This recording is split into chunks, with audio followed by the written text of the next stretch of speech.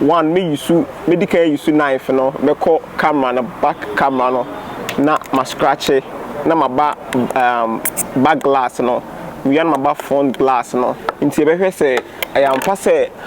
Apple for asem omo ka say scratch resistant se bia shobotom kra na entimi ehu ntimi dwudwe no e be hwe say ampa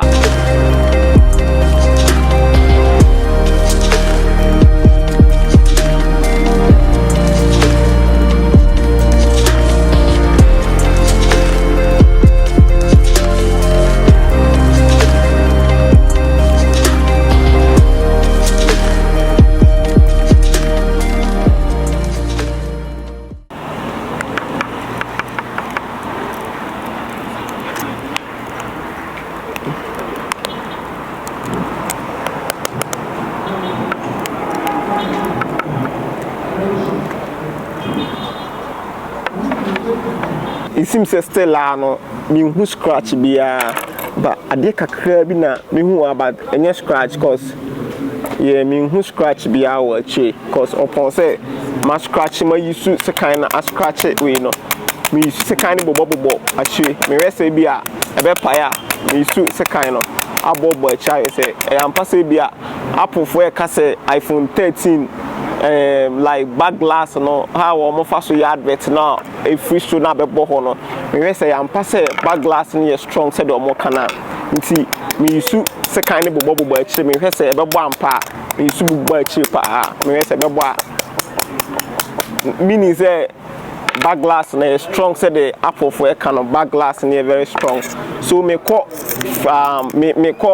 camera lens no me use say kind of camera lens na he say if say camera lens na so scratch resistance said omo kana so me call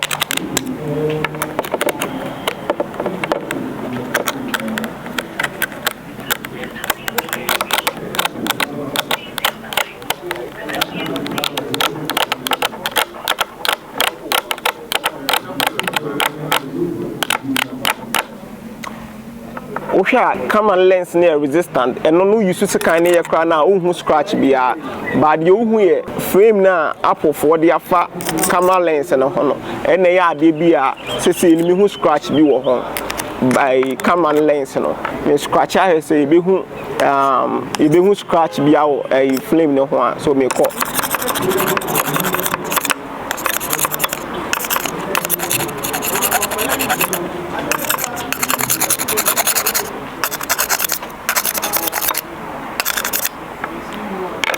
me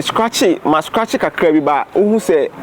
scratch ba flame no meaning say a phone show bottom the phone show bottom now wo any ultimus ade bi wo etimi dudu phone na meaning say wo 13 bi now the show bottom a e betimi dudu frame no ho ase frame no ho enti but back glass ne dey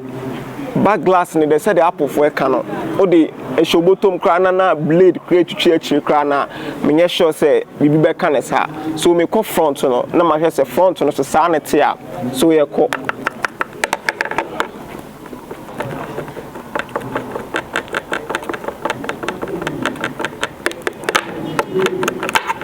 several times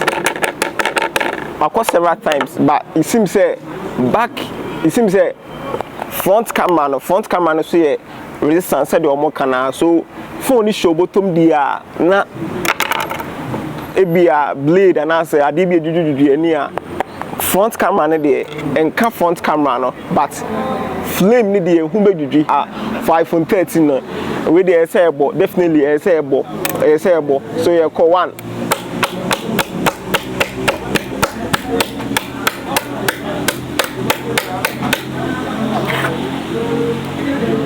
but say no still no scratch ne wo ha say scratch ne ba wo ha na me hu say ebobobo but back glass ne dey very very strong back glass ne very strong cause me use we no upon say me use we ne hit achie no papa ni nyina still no me hu say ebo so me go hard be ko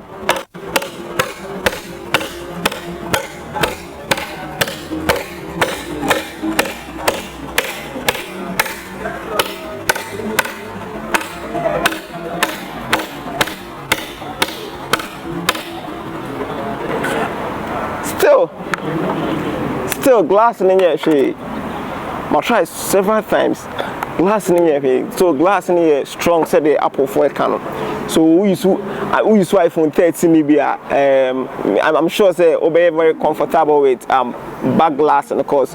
back glass in here strong said the Apple for a canon and a sign a scratch resistant said the Apple for a canon so young front no.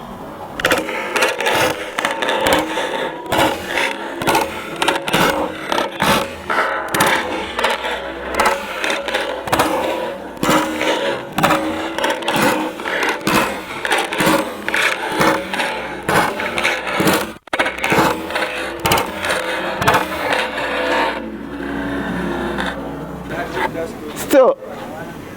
several times, me the second abo front change muno me that bobo phone so the me who ye only adie kakra bi na won say e show ha any frame na still scratch bia screen no upon the me ye na scratch bia screen no scratch bia screen no and na frame no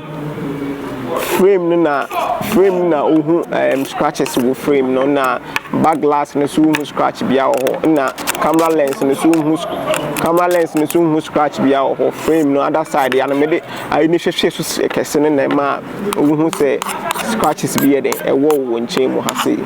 obi ahu how video no fa so koy ba wo hwe video na wo suggestion bi say oh esen ka menye ni say ba ma nya ne saa lebi fa to comment section no na wo phone bi wo na wo pese menye ne say de meye for scratch we na cause ade ba kon ya pan so phone show botom na obo say eni ni juji call me say no me mpe screen protector me mpe nti phone bi say botom na scratch wo akira scratch wo anu mu na akira ya ade na ha adwen pa ba we no apu ya kire me say me to iPhone 13 ni bi na bia me use na me de hye me bottom back glass na front glass no but frame ni na obeden frame ni na obehu scratches bi